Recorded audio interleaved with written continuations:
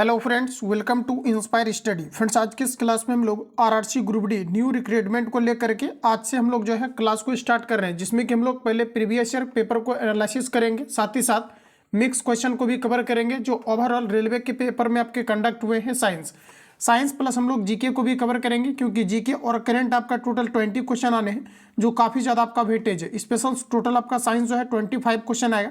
इस प्रकार से ओवरऑल आपका जीएस का जो वेटेज है ये आपका 45 क्वेश्चन है, जो काफ़ी ज़्यादा आपका वेटेज है। बाकी मैथ और रीजनिंग को भी साथ ही साथ आपको लेकर के चलना है, क्योंकि फाइनली आपके रिजल्ट के लिए सभी पेपर को आपको बैलेंस करके चलना है, तभी आप फाइनली क्वालिफाई करेंगे। तो आइए फ्रेंड्स, क्लास को कंटिन्यू करते हैं। सभी पेपर को शिफ्ट वाइज कवर करेंगे। आज की इस क्लास में हम लोग जो आपका 17/9/2018 के शिफ्ट में पेपर कंडक्ट हुआ था, इसका हम लोग जो है 2 शिफ्ट को कवर करेंगे। साथ ही साथ इसमें एक और शिफ्ट को मैंने ऐड किया है। टोटल आपका 3 शिफ्ट यहाँ पर आज जो है आज के पेपर में हम लोग कवर करेंगे। अब देखिए 2022 को लेकर के क्या है, तो 2022 का सेकेंड क्लास आपका आएगा। तो डेली 2022 और 2018 का दोनों अभी रिसेंटली पेपर कंडक्ट हुआ है, तो दोनों के पेपर को खत्म करेंगे। और अभी जो आपका लेटेस्ट में पेपर कंडक्ट हुआ है, चाहे आपका जो है आरपीएफ एसआई हो या फिर आपका एनटीपीसी हो, या फिर आप देखेंगे तो आपका लेटेस्ट में अभी आपका 2024 में पेपर हुआ है एएलपी और टेक्नीशियन का। तो इसके अंतर्गत जितनी भी पेपर आपका कंडक्ट हुआ है, इन सभी को आपको कवर कराए जाएंगे। तो आज का लेक्चर खत्म होता है। आइए हम लोग क्लास को कंटिन्यू करते हैं और चीज़ों को समझते हैं। सबसे पहला शिफ्ट यहाँ पर देखिए जो हम लोग कवर करेंगे 17/9/2018 के फर्स्ट शिफ्ट को, पुनः हम लोग सेकेंड शिफ्ट को दोस्तों कवर करेंगे। तो देखिए आज का पहला क्वेश्चन हमारे सामने आ चुका है। प्रश्न देखिए हमारा कहा जा रहा है कि जब किसी पिंड पर असंतुलित बल लागू किया जाता है तब तक इसकी डैश में निरंतर परिवर्तन होते रहता है। तो दोस्तों हमारा राइट आंसर हो जाएगा चाल में। ऑप्शन यहाँ से आपका सी करेक्ट हो जाएगा। उस व्यक्ति को चुने जो एक समान समूह से संबंधित ना हो। देखिए अल्बर्ट आइंस्टीन एक वैज्ञानिक है, थॉमस एल्वा एडिसन एक प्रकार के वैज्ञानिक है, अलेक्जेंडर ग्राहम बेल ये सभी वैज्ञानिक है, लेकिन विराट कोहली वैज्ञानिक नहीं है, एक प्लेयर है। तो ऑप्शन यहाँ से आपका सी करेक्ट हो जाएगा, जो बिल्कुल आपका अलग है। अगला प्रश्न है कि जब कोई वस्तु वृत्तीय पथ पर गति करती है तो घूर्णन करती हुई वस्तु के केंद्र की ओर लगने वाला बल क्या कहलाता है। तो देखिए फ्रेंड्स, बल आपका 2 प्रकार का होता है। एक आपका होता है अभिकेंद्रीय बल, एक होता है अपकेंद्रीय बल।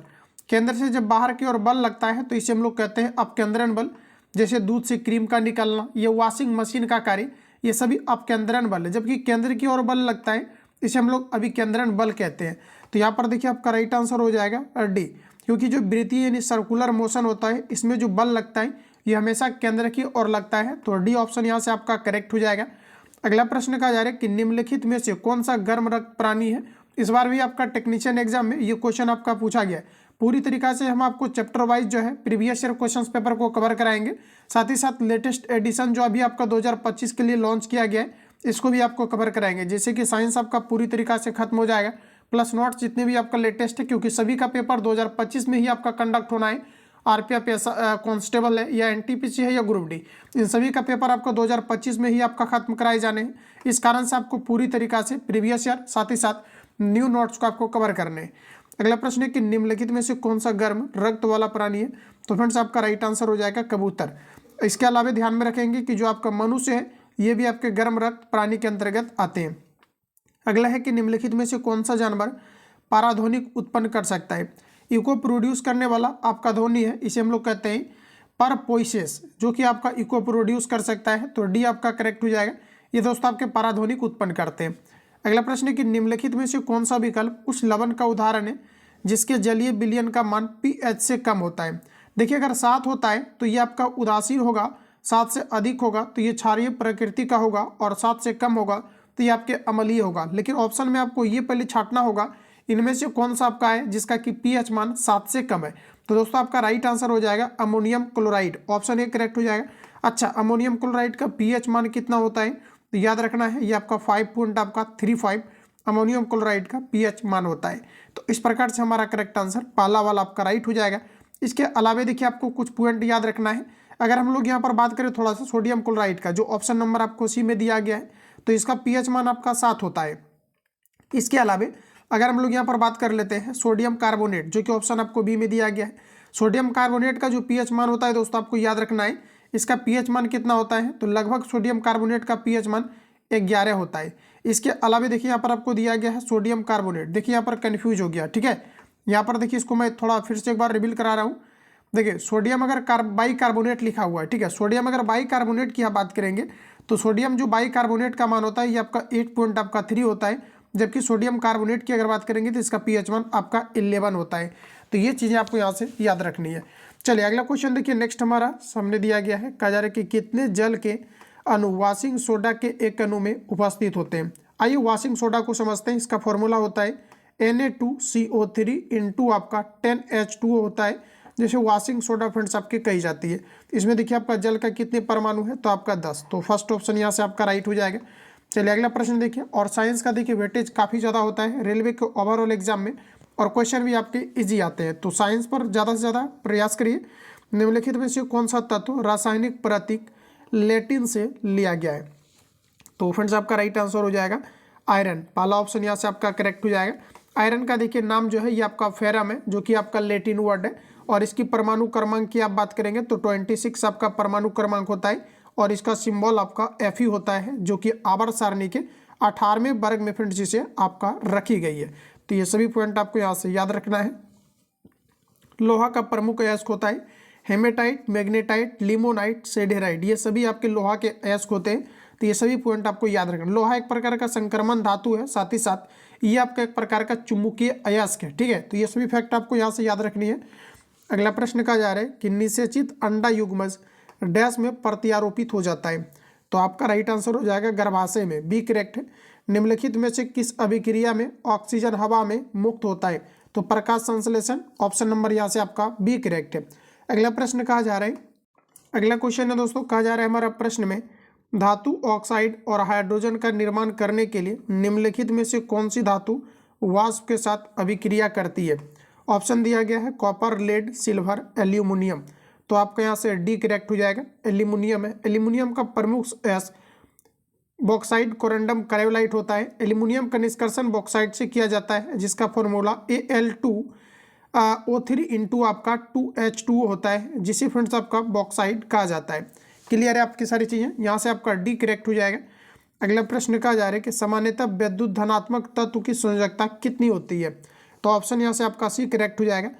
विद्युत धनात्मक यानी कि आपका धातु होगा, तो धातु के बाह्यतम कक्षा में 1, 2 या फिर आपका 3 इलेक्ट्रॉन्स होते हैं, तो ऑप्शन आपका बी करेक्ट हो जाएगा। चलिए अगला प्रश्न हमारा देखिए, कहा जा रहा है कि निम्नलिखित में से कौन सा न्यूटन की गति के तीसरे नियम का उदाहरण है।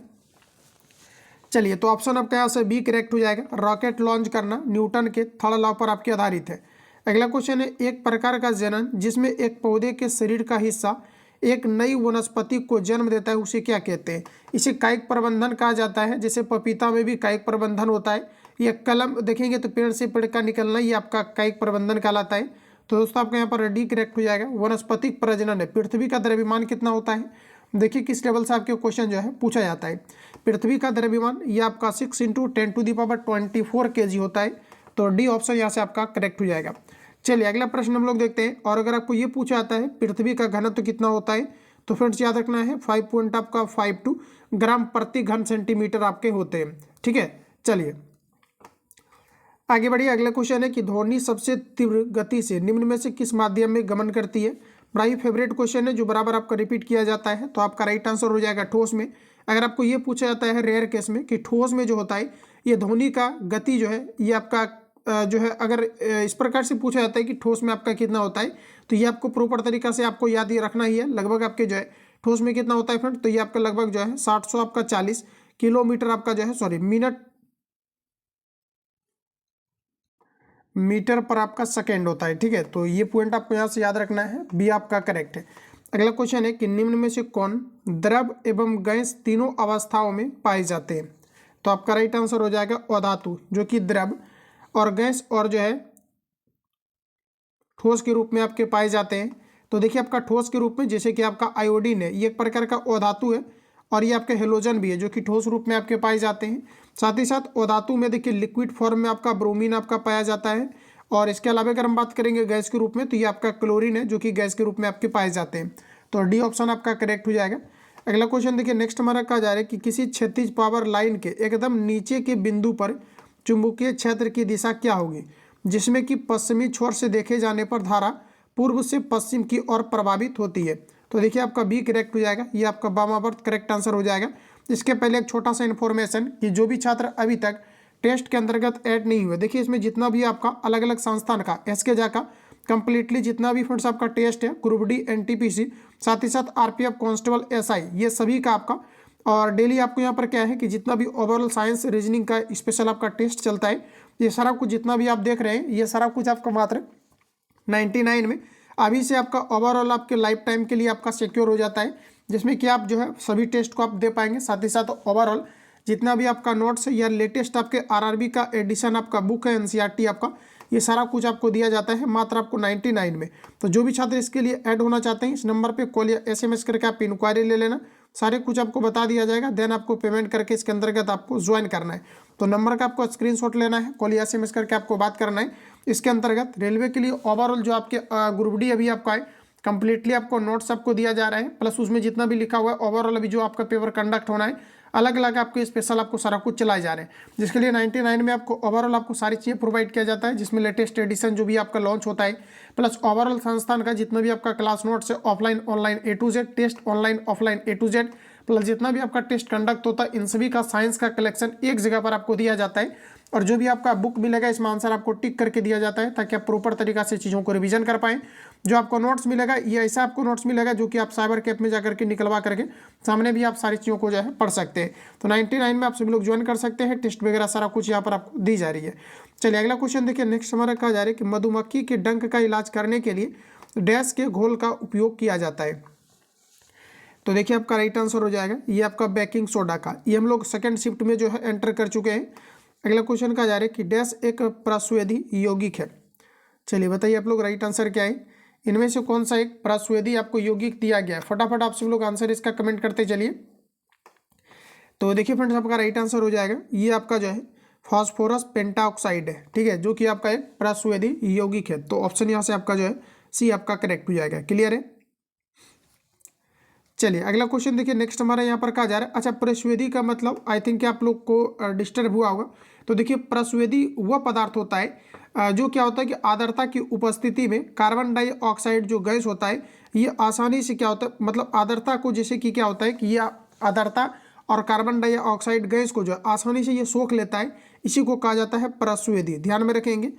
चलिए नेक्स्ट क्वेश्चन हमारा देखिए, कहा जा रहा है जब एक गिलास पर रखे एक काट को उंगली से धक्का दिया जाता है तो उस पर रखा सिक्का गिलास में गिर जाता है, यह कथन किस नियम को व्याख्यात करता है। तो ये फ्रेंड्स आपके जड़त्व के नियम को परिभाषित करता है, ऑप्शन आपका सी करेक्ट है। अगला प्रश्न कहा जा रहा है कि परमाणु के भीतर न्यूट्रॉन द्वारा प्रोटॉन पर आरोपित बल कहलाता है, ऑप्शन आपका डी करेक्ट हो जाएगा, ये नाभिकीय बल कहलाता है। कौन सा उत्तक पौधों को कठोर और दृढ़ बनाता है, तो देखिए ऑप्शन आपका यहाँ पर सी करेक्ट हो जाएगा, ये आपका आस्कोलन कायमा है। अगला प्रश्न दोस्तों कहा जा रहा है कि निम्नलिखित में से मर्त्स्य वर्ग का कौन सा इनमें से आपका विशेषता नहीं है, तो आपका देखिए राइट आंसर हो जाएगा ये आपका अस्यु डोल कॉलम की उपस्थिति, जो कि आपका विशेषता नहीं है। बाकी गलफड़ों के द्वारा सांस लेना, हड्डी या उपास्थि का कंकाल होना, सल्क का बही कंकाल होना, ये सभी हमारा यहाँ पर राइट हो जाएगा। तो डी ऑप्शन आपका करेक्ट है। अगला क्वेश्चन है कि मनुष्यों में पाए जाने वाले प्लासेंटा उत्तक द्वारा निम्न में से कौन सा काम किया जाता है।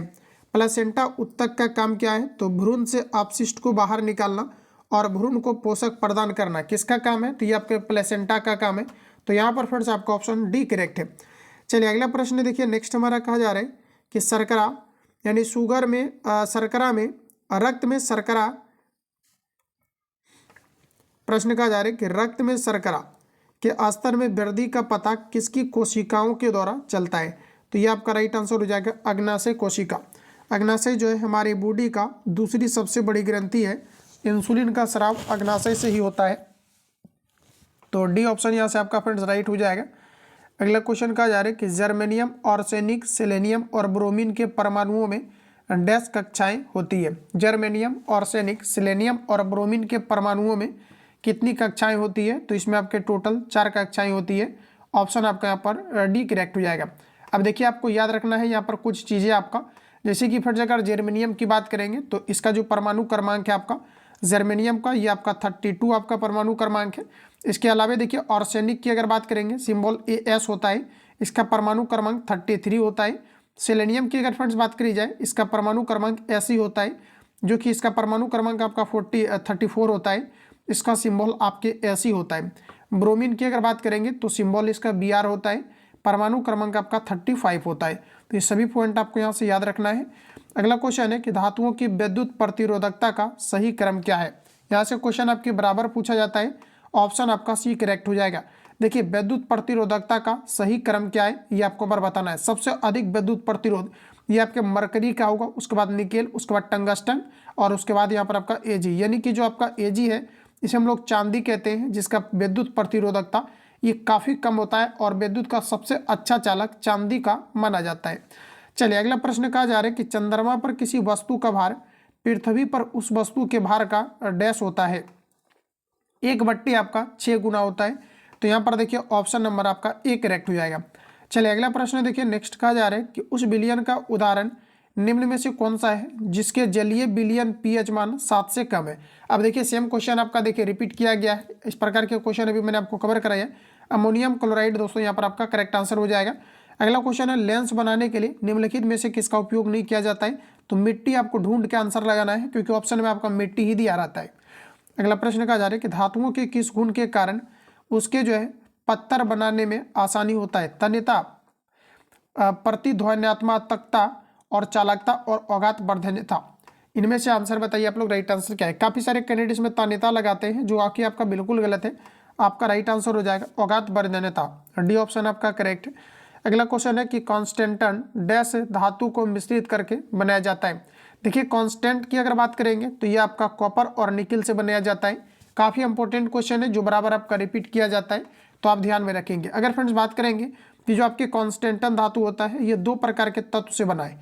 किससे, तो ये आपके कॉपर और निकिल से। कॉपर कितना परसेंट है इसमें, इसमें आपका 55% आपके कॉपर पाए जाते हैं। निकिल की बात करी जाए तो ये आपका 45% आपके पाए जाते हैं। अगला प्रश्न कहा जा रहा है कि मछलियों के हृदय में डैश कक्ष होते हैं।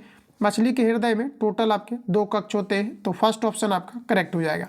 चलिए अगला क्वेश्चन देखिए, नेक्स्ट हम लोगों का जो शिफ्ट कवर होने वाला है ये आपका होने वाला है 17/9/2018 का।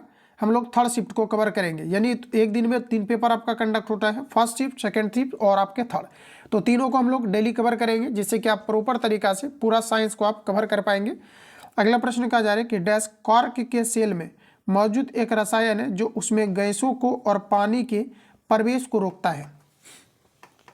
चलिए आंसर इसका लगाइए आप लोग, राइट आंसर आपका यहाँ पर क्या हो जाएगा। तो देखिए ऑप्शन आपने यहाँ पर सी करेक्ट हो जाएगा। इसे सुबेरिन कहा जाता है। बेकिंग पाउडर डैश और डैश का एक मिश्रण है। बेकिंग पाउडर ये आपके सोडियम हाइड्रोजन कार्बोनेट और टार्टिक अम्ल का एक मिश्रण है, जिसे बेकिंग पाउडर कहा जाता है। इंपॉर्टेंट है, यहाँ से काफ़ी सारे कैंडिडेट फंसते हैं और एग्जाम में आंसर नहीं कर पाते हैं। तो अब देखिए यहाँ पर बात करेंगे कि सोडियम हाइड्रोजन कार्बोनेट, यहाँ से कई बार पूछा जाता है सोडियम बाइकार्बोनेट या सोडियम हाइड्रोजन कार्बोनेट, जिसे खाने वाला सोडा कहा जाता है। इसका फॉर्मूला होता है NaHCO आपका 3 होता है। तो ये सभी पॉइंट फ्रेंड्स आपको यहाँ से याद रखनी है। चलिए अगला क्वेश्चन हमारा कहा जा रहा है कि कीटोन के साथ समाप्त होने वाली हाइड्रोकार्बन श्रृंखला के अंत में लगाए जाने वाला प्रत्यय क्या है। तो इसे ऑन कहा जाता है। ऑप्शन यहाँ से आपका डी करेक्ट हो जाएगा। ठीक है, चलिए अगला क्वेश्चन की ओर चलते हैं। अगला देखिए कि आपको रेसिस्टेंस दिया गया है। दिए गए परिपथ में डैश का प्रवाह वामावर्त होता है। लेफ्ट साइड किसका प्रभाव होगा। तो आपका राइट आंसर हो जाएगा इलेक्ट्रॉन का प्रभाव लेफ्ट की ओर होगा, क्योंकि फ्रेंड्स यहाँ पर देखिए जो कि आपका धारा है, धारा देखिए आपका इधर से आपका इधर की ओर जा रहा है। तो धारा अगर इधर से इधर जा रहा है तो जो इलेक्ट्रॉन होता है ये जस्ट आपके अपोजिट गमन करते हैं। तो यहाँ पर आपका डी करेक्ट हो जाएगा, यानी कि इलेक्ट्रॉन का। अगला प्रश्न है कि परमाणु के भीतर न्यूट्रॉन द्वारा प्रोटॉन पर आरोपित बल कहलाता है। इसे नाभिकीय बल कहा जाता है। ऑप्शन के अकॉर्डिंग हमारा राइट आंसर सी हो जाएगा। क्या कहा जाता है, इसे नाभिकीय बल कहा जाता है। सी ऑप्शन आपका करेक्ट हो जाएगा। अच्छा, नाभिकीय जो बल होता है पूछा जाता है इसका आकार कितना है। तो फ्रेंड्स याद रखना है कि नाभिक का जो आकार है ये 10⁻⁻ आपका 15 मीटर के आपका इक्वल है। तो ऑप्शन यहाँ से आपका सी राइट है। पौधों में स्रावित होने वाला वह हार्मोन जिसके कारण उसका तना सूरज की रोशनी की ओर झुकता है, इसे कहा जाता है ऑक्सिन हार्मोन। फर्स्ट ऑप्शन यहाँ से आपका राइट रहेगा, इसे ऑक्सिन हार्मोन कहा जाता है। अगला क्वेश्चन है कार्य करने की दर डैश कहलाती है। देखिए आपका टाइम आपका फिक्स किया जा रहा है, जिसमें कि 7 बजे आपका रेलवे का स्पेशल आपका GS आपका साइंस प्लस आपका GK चलेगा और बिल्कुल एक सिस्टमेटिक तरीका से आपका चलेगा शाम में 7 बजे डेली। इसका कल से समाप्त आपका बैच आपका शुरू हो जाएगा, तो लाइव में भी आपको जुड़ना है जिससे कि आप प्रॉपर तरीका से रिवीजन कर पाएँ। कार्य करने की दर डैश कहलाती है। यहाँ पर काफ़ी सारे अभ्यर्थी लगातार फंसते हैं। कार्य करने की दर को शक्ति कहा जाता है, जबकि कार्य करने की क्षमता को फ्रेंड्स आपका ऊर्जा कहा जाता है। ध्यान में रखिएगा, ऑप्शन यहाँ से आपका सी करेक्ट हो जाएगा। अगला क्वेश्चन का जा रहा है, किसी विस्फोट के कारण समुद्र के तल पर बनने वाली लहरें डैश का एक उदाहरण है। आपका राइट आंसर हो जाएगा अनुदय रेखा। ऑप्शन यहाँ से आपका डी करेक्ट है। अगला प्रश्न का जा रहा है कि पहाड़ से गिर रहे किसी पिंड में होती है। पहाड़ से गिर रहे किसी पिंड में गतिज ऊर्जा प्लस स्थितिज ऊर्जा दोनों होती है।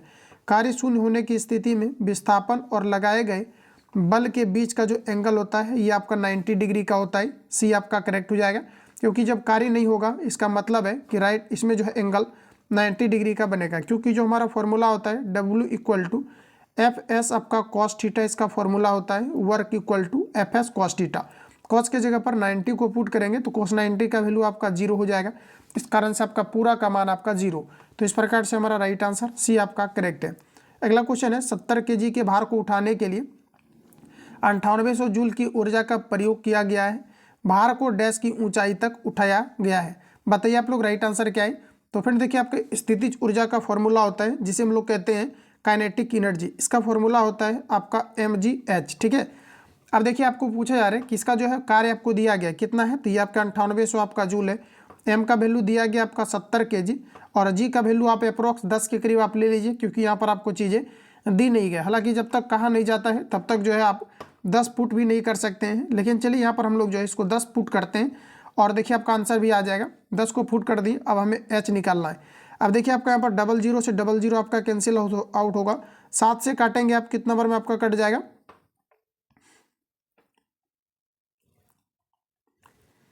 चलिए इसको हम लोग कैंसिल आउट यहाँ पर करते हैं।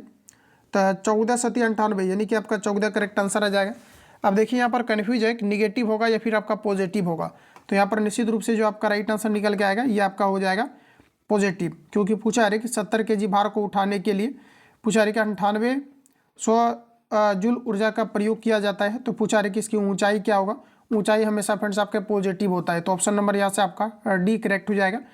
चलिए अगला प्रश्न देखिए, नेक्स्ट का जा रहा है कि परमाणु क्रमांक 57 वाला संबंध किसे रखता है। टेक्नीशियन का लेटेस्ट ये क्वेश्चन अभी तुरंत आपका रिपीट किया है डी ब्लॉक से। रेलवे का देखिए, अगर प्रीवियस ईयर आप अच्छे तरीके से एनालिसिस करते हैं 80% तैयारी आपकी प्रीवियस ईयर से ही आपका हो जाता है, क्योंकि बराबर क्वेश्चन आपका रिपीट होता है। तो देखिए प्रश्न हमारा क्या पूछा है, कहा जा रहा है कि परमाणु क्रमांक 57 से 71 या 57 वाला तत्व क्या कहलाता है, तो ये आपका डी ब्लॉक के अंतर्गत आता है। तो फर्स्ट ऑप्शन आपका करेक्ट।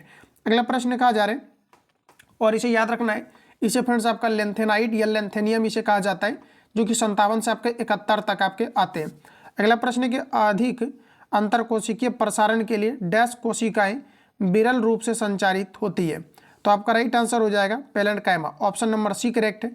अगला क्वेश्चन का जा रहा है कि तत्व डैश का परमाणु सबसे बड़ा और डैश का परमाणु सबसे छोटा होता है। तो आपका राइट आंसर हो जाएगा ऑप्शन नंबर डी, Fr और He का जो है ये परमाणु सबसे आपका बड़ा होता है, साथ ही साथ इसका जो है इसका देखिए सबसे बड़ा होता है परमाणु, और जो हीलियम है इसका परमाणु सबसे छोटा होता है। तो देखिए तत्व जो आपका Fr है इसका परमाणु सबसे बड़ा होता है और हीलियम का जो है फ्रेंड्स आपका सबसे छोटा है। तो इस प्रकार से हमारा करेक्ट आंसर हो जाएगा ऑप्शन नंबर डी। क्लियर है, ठीक है। चलिए आगे बढ़ते हैं। Fr का मतलब आपका फ्रांसियम हो गया और He से आपका यहाँ पर हीलियम हो गया। अगला क्वेश्चन पूछा है कि 120 kg द्रव्यमान की बंदूक से एक 0.04 kg द्रव्यमान की गोली दागी जाती है। यदि गोली की बंदूक के मुख से निकलने वाली गति 90 मीटर पर सेकेंड है तो बंदूक की प्रतिघाती गति कितनी होगी, ये आपको यहाँ पर बताना है। तो फ्रेंड्स आपका राइट आंसर हो जाएगा 3 × 10⁻⁻ आपका 2 मीटर पर सेकेंड। इसको सिंपली आपको यहाँ पर सॉल्व करना है। सॉल्व कैसे करेंगे आप सभी लोग, तो सिंपल सा आपका है यू आपको वेलोसिटी पूछा गया है, तो माइनस यू आपका एम बी हो जाएगा अपॉन में आपका कैपिटल एम। इस पर रख करके आप इसको सॉल्व करेंगे, राइट आंसर आपका आ जाएगा। चलिए अगला क्वेश्चन देखिए, नेक्स्ट का जा रहा है किसी माध्यम में एक कण 2.5 सेकेंड में 40 कंपन पूर्ण करता है। तो पूछा है कि इसकी आवृत्ति फ्रीक्वेंसी क्या होगी, ये आपको पर पूछा है। देखिए फ्रीक्वेंसी यानी आवृत्ति जब पूछा जाता है फॉर्मूला होता है 1 अपॉन आपका टाइम पीरियड। अब यहाँ पर लगा लीजिए इसको, राइट आंसर आपका आ जाएगा तो यहाँ पर देखिए आपका क्या हो जाएगा कि 40 आपको कंपन ऊपर ऑलरेडी दिया गया है और देखिए टाइम आपका 2.5 है। इसको सिंपली कैलकुलेट करना है, हम कैलकुलेट ये करेंगे नहीं, आप इसको सिंपली कर सकते हैं। इससे यहाँ पर पॉइंट को रिमूव करेंगे, ऊपर आपका 10 हो जाएगा। 5 से काटेंगे, 2 बार में यहाँ से काटेंगे तो ये आपका 25, 5 से काटेंगे 8, 8 दूना 16। इस प्रकार से डायरेक्टली आपका राइट आंसर आ जाएगा। तो ऑप्शन डी आपका करेक्ट हो जाएगा। अगला प्रश्न है कि कहा जा रहा है कि 25 ग्राम में सल्फ्यूरिक अम्ल के कितने मोल होते हैं। तो देखिए फ्रेंड्स, यहाँ पर आपको क्या पूछा है कि सल्फ्यूरिक अम्ल के कितने मोल होते हैं, ये आपको यहाँ पर बताना है। और ये इंपॉर्टेंट क्वेश्चन है जहाँ से आपके बराबर क्वेश्चन आपके पूछे जाते हैं। तो इसको एक बार हम अच्छा से समझाने का प्रयास करते हैं। 25 ग्राम में सल्फ्यूरिक अम्ल के कितने मोल होते हैं, ये प्रश्न आपके दोस्तों पूछे गए। देखिए मोल की संख्या इक्वल टू आपका फॉर्मूला होता है दिया गया द्रव्यमान अपॉन आपके आणविक द्रव्यमान। तो सबसे पहले आपको निकालना है आणविक द्रव्यमान किसका, तो ये आपका सल्फ्यूरिक अम्ल का, और इसका फॉर्मूला होता है आपका H2SO आपका 4 होता है, जो ऑलरेडी आप इन चीज़ों से अवगत है। देखिए हाइड्रोजन का आपको यहाँ पर 2 हो जाएगा। अब देखिए फ्रेंड्स, दिया गया है सल्फर का परमाणु क्रमांक आपका 16 होता है। आणविक द्रव्यमान निकालने के लिए 2 से मल्टीप्लाई करते हैं तो 16 दूना आपका यहाँ पर हो जाएगा 32। क्लियर है।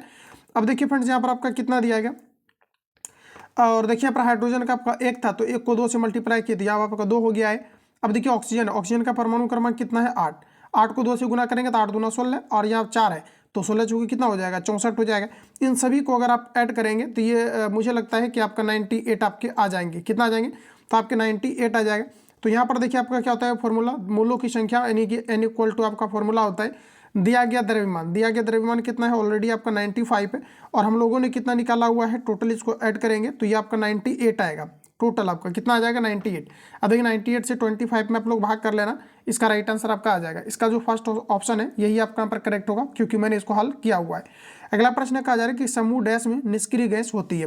निष्क्रिय गैस की संख्या है टोटल आपकी 6 होती है, जिसमें कि आपका helium, neon, argon, krypton, xenon, radon आते हैं, और इन सभी को 18वें समूह के अंतर्गत रखा गया है। निष्क्रिय गैस उसे कहते हैं जिसके बाह्यतम कक्षा में 8 इलेक्ट्रॉन्स होते हैं, और इसे फ्रेंड्स आपका रखा गया है 18वें समूह में। तो पहला ऑप्शन आपका करेक्ट हो जाएगा।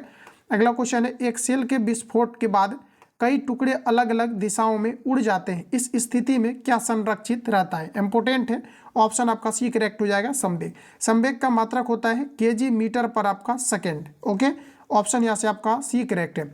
अगला प्रश्न कहा जा रहा है कि किसी वस्तु का चंद्रमा पर भार डैश गुना पृथ्वी पर होता है, तो सिंपली 1/, आपका यहाँ पर 6 गुना हो जाएगा। फर्स्ट ऑप्शन आपका करेक्ट है। अगला क्वेश्चन देखते हैं, 556 गोल हरे और सिकुड़े पीले बीजों के हाइब्रिड क्रॉस में डैश पूछा है कि जो है बीज गोल और पीले होते हैं। यहाँ पर देखिए कन्फ्यूजन किया है फ्रेंड्स, पूछा है कि 556 गोल हरे और सिकुड़े पीले बीजों के जो है हाइब्रिड क्रॉस में डैश बीज गोल और आपके पीले होते हैं। तो यहाँ पर देखिए आपका राइट आंसर जो इसका आएगा, ऑप्शन आपका यहाँ पर जो है इसका जो करेक्ट आंसर आपका आएगा ये आपका 315 आएगा। ठीक है, ऑप्शन नंबर यहाँ से आपका सी करेक्ट हो जाएगा। ठीक है,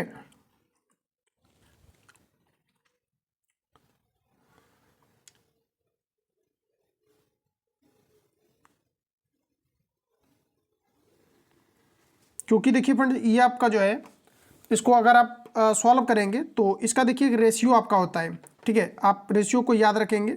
सबसे पहले अगर यहाँ पर हम लोग बात करें थोड़ा सा कि जो आपका पूछा गया है कि आपका पीले है, ठीक है, इसका जो रेशियो होता है ये आपका यहाँ पर 9 हो जाएगा। उसके बाद देखिए यहाँ पर आपका क्या है कि हाइब्रिड में क्रॉस कराना है।